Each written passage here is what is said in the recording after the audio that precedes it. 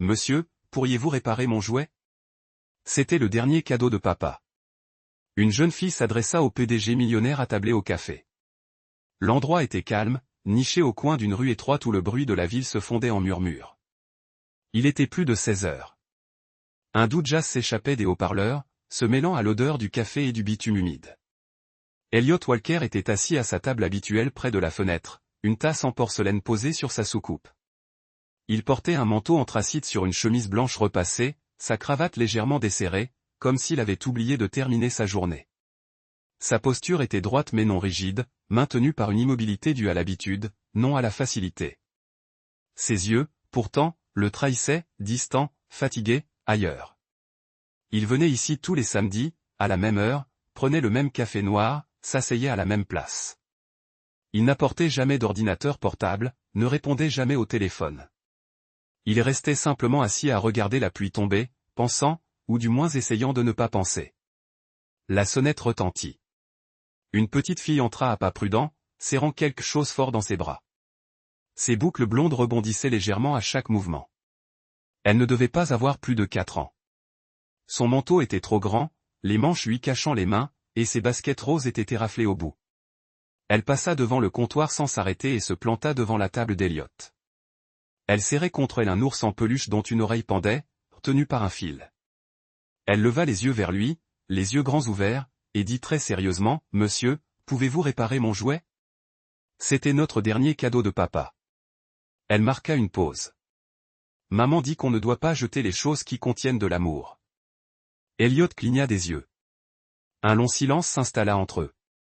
Ce n'était pas l'ours qui l'avait touché.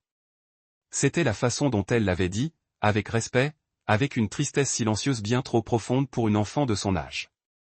Un respect de l'amour que certains adultes n'apprennent jamais. Il regarda l'ours, puis la fillette. Ses doigts le serraient si fort qu'on aurait dit qu'il allait se briser si elle le lâchait. Il n'y avait pas de peur dans ses yeux, juste de l'espoir. Un espoir calme et constant. Mia, appela une voix douce. La fillette se retourna. Une femme d'une trentaine d'années s'approcha, grande et d'une grâce discrète, les cheveux blonds pâles ramenés en une queue de cheval lâche. Son manteau beige était simple, son visage sans maquillage. Pourtant, ses yeux brillaient de chaleur, une sérénité résignée se lisait sur ses traits. « Je suis vraiment désolée, dit-elle doucement à Elliot.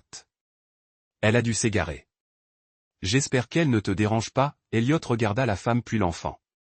Elle m'a demandé de réparer son ours en peluche, dit-il d'une voix un peu plus basse que d'habitude. La femme regarda le jouet, puis sa fille. Elle sourit, un petit sourire d'excuse. Il en a vu de toutes les couleurs, mais elle ne veut pas dormir sans lui. C'était un cadeau de papa, répéta Mia, relevant les yeux vers Elliot avant qu'il ne s'éteigne. Le sourire s'effaça des lèvres de la femme, mais sa main se posa doucement sur l'épaule de Mia. Elliot resta silencieux un instant. Puis il tendit lentement la main. « Puis-je » demanda-t-il. Mia regarda sa mère. Anna hocha la tête et la fillette lui tendit l'ours en peluche avec la délicatesse de quelqu'un qui confie un secret. Il le prit avec douceur. L'oreille ne tenait plus qu'à un fil, la fourrure était usée. Il était clair qu'il avait été aimé et chéri. « Je vais le réparer, dit-il. » Les yeux de Mia s'illuminèrent, non pas d'une joie enfantine, mais d'une gratitude silencieuse, comme si elle comprenait plus qu'elle n'aurait dû. « Merci, monsieur, murmura-t-elle. Puis, elle ajouta, presque pour elle-même, j'en prendrai mieux soin cette fois. Elliot déglutit, ses doigts se crispèrent légèrement autour de l'ours, et une angoisse sourde l'envahit. Il se leva lentement. Je vous le rapporterai la semaine prochaine, dit-il. Anna parut surprise. C'est très gentil de votre part. Il fit un petit signe de tête, puis se retourna. La porte tinta derrière lui tandis qu'il pénétrait dans la lumière grise. Les nuages étaient bas, mais pour la première fois depuis longtemps, Elliot Walker marchait non par habitude, mais avec un but précis. Elliot se tenait seul dans son appartement, les lumières de la ville scintillant derrière les hautes fenêtres. Il n'avait pas pris la peine de fermer les rideaux. Il ne le faisait jamais. Le silence ne le dérangeait plus. C'était devenu une habitude, une familiarité. Il déposa délicatement l'ours en peluche sur la table de la salle à manger, débarrassa la table et rapprocha une chaise. Il avait l'impression de se préparer à une opération délicate. Il retroussa ses manches, ouvrit une petite trousse de couture dans le tiroir et fixa l'oreille déchirée. Ce n'était qu'un jouet, du tissu, du fil, du rembourrage, et pourtant, il lui paraissait plus lourd qu'il ne l'aurait cru. Il enfila lentement l'aiguille et commença à coudre, maille après maille. Ses doigts étaient raides, hésitants. Habitué au clavier, pas à ce genre de réparation, il persévéra, d'un geste assuré et concentré. À chaque point, quelque chose en lui se relâchait, non pas dans ses mains, mais dans sa poitrine. Il se souvint du bruit des bottes sur le parquet, de la porte qui grinçait tard dans la nuit. Son père, droit et impassible dans son uniforme. Les quelques étreintes qu'ils avaient partagées avaient été brèves, guindées. Le silence qui régnait à table était toujours ordonné, jamais chaleureux. Le colonel Walker n'élevait jamais la voix. Il n'en avait pas besoin. Sa seule présence suffisait à captiver l'attention. La discipline était sa façon d'aimer. Le respect, sa forme de lien, et Elliot avait longtemps essayé, jusqu'au jour où il avait dit non. Il avait 12 ans lorsqu'il avait annoncé à son père qu'il ne postulerait pas à l'académie militaire. Son père était rentré à la maison, s'attendant à des célébrations. Au lieu de cela, Elliot avait étalé un dossier de bourse d'études en informatique sur le comptoir. Le silence qui suivit avait duré des semaines. « Je ne te demande rien », avait dit son père.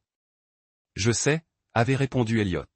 « Mais je ne te demande pas la permission non plus. » Ils n'avaient plus jamais été les mêmes depuis. Même après qu'Elliot eut obtenu son diplôme du MIT, créé son entreprise et soit devenu millionnaire à 25 ans, son père ne lui avait jamais dit « Je suis fier de toi ». Seulement, ne prends pas la grosse tête. Pourtant, Elliot était toujours présent. Anniversaire, fête, des visites toujours brèves, toujours mesurées. Comme deux personnes partageant une maison, pas un foyer. L'aiguille lui piqua le doigt, il grimaça, suça le sang et continua. Il repensa à son 10e anniversaire.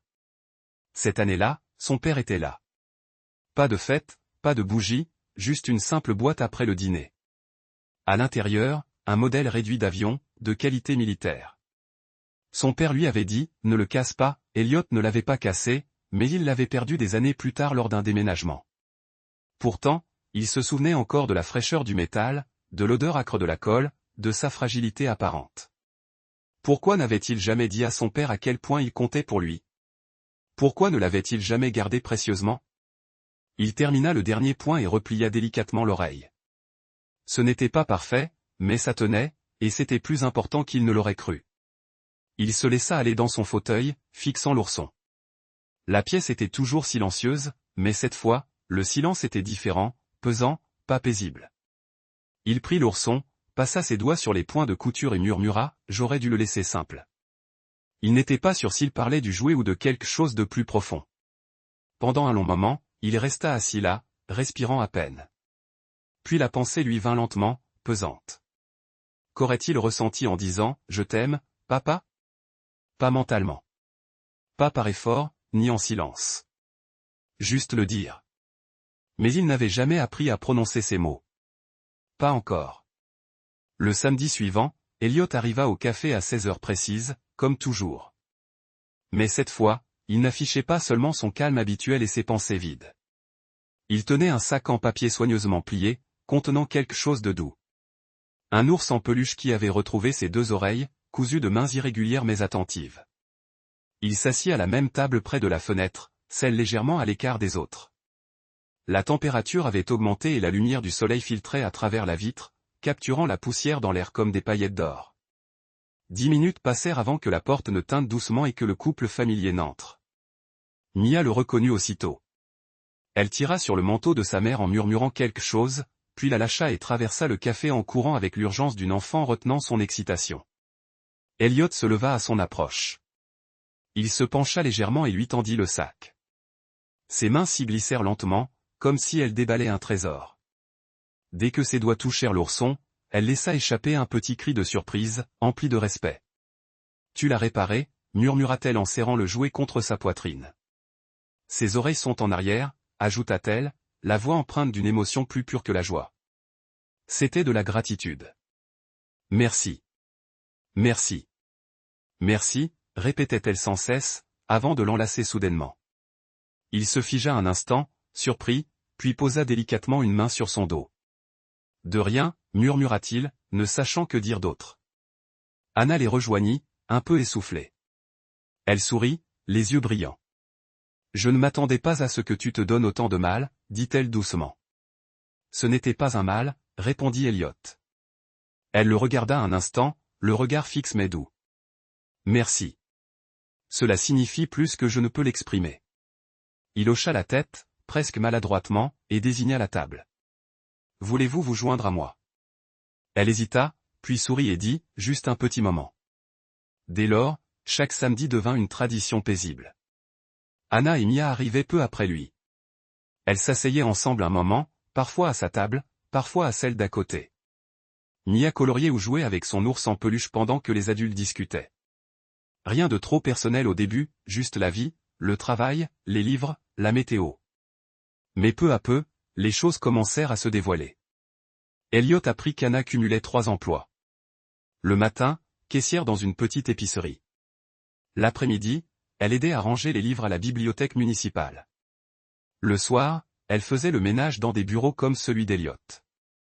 Ce n'est pas glamour, avait-elle dit un jour en haussant les épaules, mais c'est honnête et ça nous permet de vivre. Elle ne se plaignait jamais, ni d'être fatiguée, ni d'être seule, ni de peiner à joindre les deux bouts. Son regard était clair, ses paroles simples et toujours empreintes d'une force tranquille. Quand Elliot lui posa des questions sur le père de Mia, répondit Anna sans amertume. Il est mort dans un accident de voiture. Il y a 3 ans, elle n'était qu'un bébé. Un court silence s'installa. Je lui parle encore parfois, ajouta-t-elle avec un sourire tremblant. Dans ma tête, surtout quand les choses se compliquent. Elliot la regarda, surpris non par sa perte, mais par la grâce avec laquelle elle la portait, sans chagrin. Et toi, demanda-t-elle un jour. As-tu de la famille près de chez toi? Mon père, répondit Elliot. Mais on ne se parle pas beaucoup. Elle n'insista pas. Elle se contenta d'un signe de tête, comme si elle comprenait sans avoir besoin de connaître toute l'histoire. Et Elliot se surprit à vouloir rompre le silence, non par obligation, mais parce que, pour la première fois depuis des années, quelqu'un l'écoutait sans rien attendre en retour. Un après-midi, alors que le soleil déclinait et projetait de longues ombres sur la table, Anna prononça des mots qui le marquèrent longtemps après leur départ. Je crois que les choses s'améliorent, dit-elle en sirotant sa boisson dans une tasse en céramique ébréchée. Non pas par magie, mais parce que les gens choisissent d'aller mieux. Faire ce qui est juste, même quand c'est difficile. C'est comme ça que la vie s'améliore. Un choix à la fois. Elliot ne dit rien. Mais ce soir-là, de retour dans son appartement, il se surprit à repenser à ses paroles. Non pas parce qu'elles étaient profondes, mais parce qu'elles étaient vraies. Et peut-être, juste peut-être, commençait-il lui aussi à y croire. L'air printanier était doux ce dimanche matin, de cette douceur qui donne l'impression que le monde est fraîchement lavé. Le ciel était clair, la brise légère, et le parc résonnait des rires d'enfants et du bruissement des feuilles. Elliot arriva tôt comme toujours, mais cette fois-ci, il n'était pas seul. Mia sautillait devant, serrant contre elle un sac en papier d'où dépassaient des crayons de couleur. Son rire emplissait l'air comme une douce mélodie. Anna marchait à côté d'Elliot, son manteau déboutonné, sa robe d'été flottant au vent. Il y avait quelque chose de paisible dans sa présence, comme marcher aux côtés de quelqu'un qui incarnait la sérénité sans effort. Mia courut droit vers le vieux carrousel au centre du parc. Elliot lui acheta un ticket et la regarda choisir un cheval de bois peint en bleu délavé. Alors que le manège se mettait à tourner, elle s'agrippa fermement à la barre, le visage rayonnant, les cheveux au vent, ses rires résonnant dans l'herbe. Anna sourit et s'installa sur un banc voisin. Elle sortit un livre de poche usé de son sac, l'ouvrit, puis releva les yeux, observant Mia avec une joie silencieuse. Elliot s'assit à côté d'elle. « On dirait que tu fais ça souvent, dit-il. De temps en temps, quand on peut. » Ils restèrent assis dans un silence paisible, regardant Mia tourner en rond encore et encore. Son bonheur était contagieux, et Elliot le sentit l'envahir. Une chaleur légère, une sensation étrange, inhabituelle. Lorsque le manège s'arrêta, Mia courut en arrière et se laissa tomber sur l'herbe à côté d'eux. « C'est la meilleure journée de ma vie », s'exclama-t-elle en serrant son ours en peluche contre elle. Ils passèrent l'après-midi à flâner. De la glace coulait sur la main de Mia qui essayait de la manger plus vite qu'elle ne fondait. Anna lui essuya doucement la joue tandis que Mia riait et se tortillait. Plus tard, ils trouvèrent un coin d'ombre sous un arbre, et Mia sortit ses crayons et carnets de croquis. Elliot était allongé dans l'herbe, les bras derrière la tête. Il écoutait Anna feuilleter les pages, Mia fredonnant en dessinant. Il ne s'était pas senti aussi libre depuis longtemps. C'est fini, lança Mia. Elle rampa jusqu'à lui et lui montra son dessin. 3 bonshommes bâtons, un grand avec une cravate, une autre avec de longs cheveux et une robe, et un petit au milieu, se tenant la main. Au-dessus, en lettres irrégulières, on pouvait lire « Maman, moi et lui », et en dessous, presque caché. Peut-être. Elliot fixa le dessin. Il déglutit difficilement, quelque chose s'agitant en lui, une étrange douleur, ni tout à fait de la souffrance, ni tout à fait de la joie. Anna se pencha pour regarder. Elle sourit, mais ses yeux étaient humides. « Je crois qu'elle essaie de nous dire quelque chose, dit-elle doucement. Elliot hocha la tête, toujours les yeux rivés sur le dessin. Plus tard, alors qu'il longeait l'étang, Elliot prit la parole avant de pouvoir se retenir. « Mon père et moi, nous n'avons jamais été proches. » Anna leva les yeux, mais resta silencieuse. « Il était militaire, poursuivit Elliot. Tout n'était que règles et structures. Les émotions étaient une distraction. Tu ne te sentais pas vu, demanda-t-elle doucement. J'avais l'impression que je devais devenir comme lui. Et tu ne le voulais pas. Je ne pouvais pas. Je voulais autre chose. J'ai fait ce choix. Il ne m'a jamais pardonné. Il marqua une pause, observant un canard glisser sur l'eau. Je ne lui ai jamais dit ce que je ressentais. Ni quand j'ai quitté la maison. Ni même quand j'y suis arrivé. Je ne crois pas qu'il ait jamais su à quel point je désirais son approbation. Ou peut-être qu'il le savait et qu'il s'en fichait. Anna resta silencieuse un long moment. Puis elle dit, non pas avec des conseils ou de la pitié, mais avec une sagesse sereine. Il est toujours là, Elliot. Certaines personnes n'ont pas cette chance, pas celle de réparer les choses, pas même celle d'essayer. Ces mots se déposèrent comme une douce pluie sur un sol aride. Il la regarda. Vraiment la regarda. Le soleil faisait ressortir les reflets dorés de ses cheveux. Son regard était dénué de jugement, empreint de compréhension. À cet instant, Elliot comprit qu'elle n'essayait pas de le sauver. Elle lui montrait simplement que la guérison était encore possible. Et peut-être, juste peut-être, qu'il n'était pas trop tard. On frappa à la porte de l'appartement, à l'improviste. Elliot n'avait pas vu son père depuis près d'1 an. Pas depuis le bref déjeuner de Noël, comme le veut la tradition, où ils avaient échangé 3 mots et à peine quelques regards. Mais maintenant, en ouvrant la porte, il découvrit le colonel Richard Walker dans le couloir, vêtu d'un blazer bleu marine impeccable, de chaussures cirées et arborant son expression stoïque habituelle. Elliot en eut le souffle coupé. « Puis-je entrer » demanda son père. Elliot hésita, puis s'écarta. Ils restèrent assis en silence pendant quelques minutes. Le regard du colonel parcourut la pièce, moderne, minimaliste, impeccable, avant de se poser sur son fils. « J'ai entendu dire que tu passais du temps avec une femme, dit-il d'un ton neutre. La mâchoire d'Elliot se crispa. Elle s'appelle Anna. Et l'enfant? Sa fille, Mia. Les lèvres du colonel se pincèrent. Ce n'est pas le genre de fréquentation qu'une personne de votre rang devrait avoir. Elliot se pencha légèrement en avant. Quel rang, exactement? Tu es un marcheur. Son père a dit, tu portes un héritage. J'ai passé ma vie à me forger un nom, une discipline, une dignité, et tu es prêt à tout gâcher pour... Arrêtez, dit Elliot d'une voix ferme. Ne terminez pas cette phrase. Le colonel plissa les yeux, mais ne dit plus rien. Il se leva, ajusta ses boutons de manchette et partit sans un mot. 3 jours plus tard, Anna fermait à clé la porte du petit appartement qu'elle louait dans l'est de la ville. Le soleil était déjà bas et Mia allait bientôt terminer son cours d'art. Alors qu'elle posait le pied sur le trottoir, une élégante voiture noire s'arrêta silencieusement à sa hauteur. La vitre s'abaissa. 2 hommes en costume sombre se trouvaient à l'intérieur. « Mademoiselle Anna », dit l'un d'eux d'un ton formel, presque récité. « Nous représentons une famille inquiète de votre récente relation avec Monsieur Elliot Walker. » Elle se figea. « Nous sommes ici pour le compte de son père. Il offre une somme généreuse. » L'homme lui tendit une enveloppe crème. Sans obligation, juste une sortie discrète. Anna prit l'enveloppe et l'ouvrit. À l'intérieur, un chèque à 6 chiffres, peut-être plus. Elle le fixa un instant. Puis, sans un mot, elle plia soigneusement le chèque et le rendit. « Je ne veux pas de son argent, dit-elle.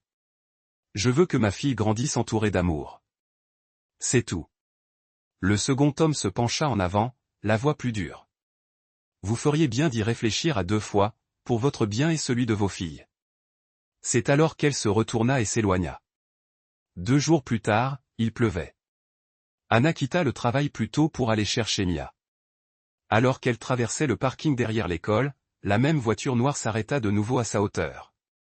Cette fois, sans prévenir, sans y être invité. L'un des hommes sortit. On avait dit que ce serait facile. Avant qu'elle puisse répondre, il lui saisit le bras, non pas violemment, mais fermement. « Lâchez-moi, dit-elle sèchement. Soudain, une autre voix perça le bruit de la pluie. « Lâchez-la. » L'homme se figea. Elliot se tenait à 3 mètres de là, trempé jusqu'aux os, les yeux noircis de fureur. « Si vous la touchez encore une fois, dit Elliot d'une voix basse, posée, d'un calme glacial. Et je vous jure que vous le regretterez. » L'homme recula aussitôt. Elliot s'interposa et enlaça Anna d'un bras protecteur. Elle tremblait, non pas de peur, mais de colère. Tandis que la voiture démarrait en trombe, Elliot se tourna vers elle. « Ça va ?» Elle hocha la tête. « J'aurais dû te le dire. »« Non, » répondit-il. « C'est lui qui aurait dû me le dire. » Le lendemain matin, Elliot se tenait devant le haut portail en fer de la propriété de son père. La pluie persistait, s'accrochant aux branches, au chemin de pierre, à la peau de ses jointures lorsqu'il sonna. Le colonel ouvrit lui-même la porte. « Vous avez envoyé des hommes la menacer, » dit Elliot. Son père le fixa, l'expression indéchiffrable. « Je leur ai dit de lui parler. Ils ont essayé de la faire monter de force dans une voiture. Elle vous manipule. »« Non, » rétorqua Elliot. « Elle est la première chose honnête dans ma vie depuis des années, et vous avez essayé de l'anéantir parce que cela ne correspondait pas à votre conception de la dignité. » Le silence de son père lui suffit comme confirmation. Elliot prit une lente inspiration, puis dit ce qu'il n'avait jamais osé auparavant. « Je n'ai pas besoin de votre nom. Je n'ai pas besoin de votre argent. Je n'ai pas besoin de votre approbation. » Sa voix se brisa, non pas de faiblesse, mais de la force enfin libérée. « Si être votre fils signifie être froid, cruel et seul, alors je préfère ne pas être votre fils du tout. » Les mots résonnèrent lourdement dans l'air. Le colonel ne dit rien. Elliot se retourna et s'éloigna. La pluie recommençait à tomber, mais pour une fois, elle lui semblait pure et libératrice. Il ne s'était jamais senti aussi léger. L'appartement était silencieux, mais les pensées d'Anna résonnaient bruyamment. Allongée dans son lit, elle fixait le plafond, tandis que le léger bourdonnement du réfrigérateur emplissait le silence. Dehors, la ville s'assombrissait, des klaxons lointains, des pas sur le trottoir, un chien solitaire qui aboyait, mais dans son esprit, rien n'était calme. Elle tourna la tête. Mia était blottie contre elle, respirant doucement, serrant contre elle l'ours en peluche recousu qui était devenu une partie intégrante de leur vie, à plus d'un titre. Une petite main dépassa de la couverture posée près d'Anna. Anna écarta une mèche de cheveux du front de Mia. « Ma chérie, » murmura-t-elle, la voix brisée. « Que dois-je faire ?» Les larmes lui montèrent aux yeux avant qu'elle ne puisse les retenir. Elle s'était battue pour tout, chaque facture payée, chaque repas, chaque lueur de joie dans une vie qui lui avait rarement laissé de place pour la tranquillité. Et juste au moment où elle avait cessé d'espérer de la douceur, elle était arrivée discrètement, gentiment, sous les traits d'un homme qui ne cherchait pas à la changer, qui la voyait simplement, elle, Elliot. Il l'avait défendue, choisi Mia, même au prix de s'opposer à sa propre famille. Mais était-ce juste? Valait-elle le prix à payer? Il venait d'un monde auquel elle ne pourrait jamais accéder. Richesse, pouvoir, un nom qui ouvrait des portes, tandis qu'elle, c'étaient les horaires décalés, les vestes de seconde main et des rêves toujours assortis de mise en garde.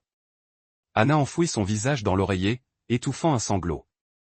Elle n'avait jamais rien demandé de tel, et pourtant, elle le désirait désespérément. Non pas pour le confort, non pas pour l'argent, mais pour la façon dont Elliot regardait Mia, comme si elle comptait. Pour sa façon d'écouter, pour les rares et doux sourires qu'il réservait à elle seule, pour l'homme qu'il devenait près d'elle, plus doux, plus chaleureux, comme quelqu'un qui retrouvait enfin sa plénitude. Mais pouvait-elle être la raison pour laquelle il avait tout perdu? Elle jeta un coup d'œil à sa fille, endormie, inconsciente de tout cela. Je veux juste que tu sois heureuse, murmura-t-elle. Et je ne veux pas que tu grandisses en me voyant gâcher la plus belle chose qui nous soit jamais arrivée. Elle ne dormit pas cette nuit-là. Le matin arriva gris et calme. Anna se tenait devant l'évier de la cuisine, préparant du thé d'une main tremblante, lorsqu'on frappa à la porte. Elle ouvrit et découvrit Elliot, les cheveux encore humides de la brume, la veste ouverte. Il avait l'air fatigué, mais calme et serein. « Je peux entrer ?» demanda-t-il. Elle s'écarta. Mia dormait encore. L'appartement semblait plus petit que d'habitude, plus silencieux. Elliot la regarda longuement. « Tu es restée silencieuse, dit-il. Je comprends. Elle baissa les yeux. Je ne veux pas être la raison pour laquelle tu t'éloignes de ta vie, de ton père, de ton nom. Tu as un monde dans lequel je n'ai pas ma place. Il fit un pas de plus. Ce monde ne signifie rien si je suis seul. Elle leva les yeux vers lui, les yeux écarquillés. Tu n'as rien à prouver, dit-il. Tu n'as pas besoin de devenir quelqu'un d'autre. Je ne te demande pas de t'adapter à ma vie. Je veux la construire avec toi. Des larmes coulèrent sur ses joues. J'ai peur, admit-elle. Pas de toi. De tout gâcher, de te faire le regretter. Elliot essuya doucement ses larmes. J'ai pris beaucoup de décisions, dit-il. La plupart calculées. Mais celle-ci est la seule dont je sois absolument sûr. Il marqua une pause. J'ai juste besoin de savoir que tu ne me laisseras pas tomber. Anna croisa son regard et y vit plus que de l'amour. Elle y vit du besoin, non du désespoir, mais de l'espoir, un désir ardent de quelque chose de réel. Elle fit un pas en avant et prit sa main. Je ne te laisserai pas tomber, murmura-t-elle. Je suis là avec toi. Et pour la première fois depuis des jours, le poids qui pesait sur sa poitrine commença à s'alléger. Le silence régnait dans la salle de réunion. 12 paires d'yeux fixaient Elliot, debout en bout de table, vêtu d'un costume sombre, les épaules droites, la voix assurée. Je démissionne, annonça-t-il. Un murmure d'étonnement et d'incrédulité parcourut l'assistance. Un des associés se pencha en avant. Elliot, réfléchis bien. Tu abandonnes bien plus que ton poste. Je sais exactement ce que j'abandonne, répondit Elliot calmement. Et je sais aussi ce que j'y gagne. Personne n'osa le contredire davantage. Il quitta l'immeuble sans se retourner. Dehors, le ciel était d'un gris hivernal pâle. Sa voiture l'attendait, mais pour la première fois depuis des années, il ne se sentait pas pressé. Il sortit son téléphone et envoya un simple message, « Je rentre ». Ce soir-là, l'appartement embaumait un bon repas chaud. Une cuisine simple, préparée avec soin, sans service traiteur, sans présentation sophistiquée, juste un dîner. Anna mettait la table tandis que Mia, assise en tailleur par terre, coloriait. La petite fille leva les yeux et rayonna dès qu'Elliot entra. « Tu es là » s'exclama-t-elle en sautant sur place et en l'enlaçant. « Je te l'avais dit. » Il sourit et la prit dans ses bras. Anna se retourna depuis la cuisine en s'essuyant les mains avec un torchon. « Tu arrives juste à temps. J'espère que la soupe et le croque-monsieur te conviennent. »« Parfait, » répondit-il. Ils mangèrent à la petite table, entourés de 3 chaises dépareillées et éclairées par une bougie vacillante. Mia parlait de ses dessins. Son professeur, un écureuil qu'elle avait aperçu près du feu, s'était échappé ce matin-là. Elliot écoutait. Il écoutait vraiment. Sa main frôlait parfois celle d'Anna sous la table, et aucun des deux ne se retirait. Le dîner terminé, Mia emporta son assiette à l'évier, un réflexe qu'on lui avait manifestement appris, et courut chercher son pyjama. Elliot resta à table, les yeux rivés sur le petit appartement qui l'entourait. Rien à voir avec le pantouse qu'il possédait en ville. Les murs étaient blancs cassés, le plancher grinçait dans un coin et les meubles semblaient avoir été habités. Et pourtant, il ne s'était jamais senti aussi riche. Anna s'assit à côté de lui et plia lentement une serviette. « Comment s'est passée ta journée ?» Il la regarda, puis expira. « J'ai tout laissé derrière moi. Le titre, l'héritage, même mon nom. » Ses yeux s'écarquillèrent légèrement. « Tu as changé de nom ? » « Je ne veux pas porter un fardeau qui ne me porte pas, » dit-il. « Désormais, je suis simplement Elliot. » Elle prit sa main et la serra fort. « Tu es sûr ? Je n'en ai jamais été aussi sûr, répondit-il. J'ai passé ma vie à essayer de répondre aux attentes des autres, mais aujourd'hui, j'ai enfin choisi les miennes. Il jeta un coup d'œil vers le couloir où résonnait faiblement le rire de Mia. Et je vous ai choisis tous les deux. Les yeux d'Anna s'emplirent de larmes, mais elle sourit malgré tout.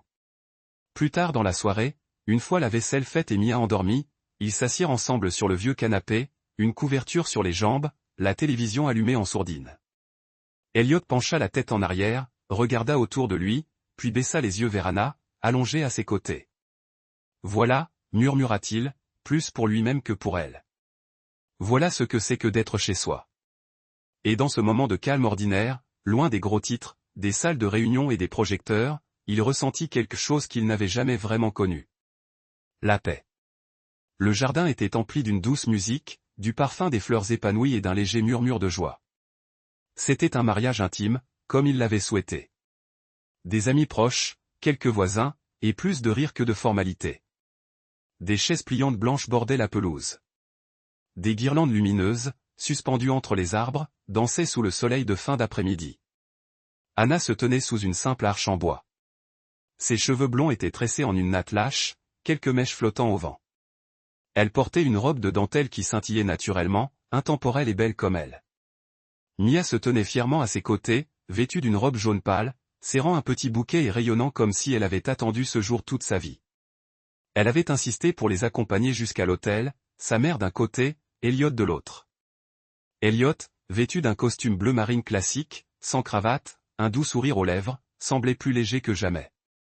Non pas que le poids des responsabilités se soit dissipé, mais parce qu'enfin, il avait choisi quel fardeau porter. Lors de l'échange des vœux, point de grands discours, seulement des promesses murmurées, des mots comme « pour toujours »,« en sécurité » et « chez soi », chuchotés devant leurs proches. Quand ils s'embrassèrent, les invités applaudirent et acclamèrent, et Mia les enlaça tous deux.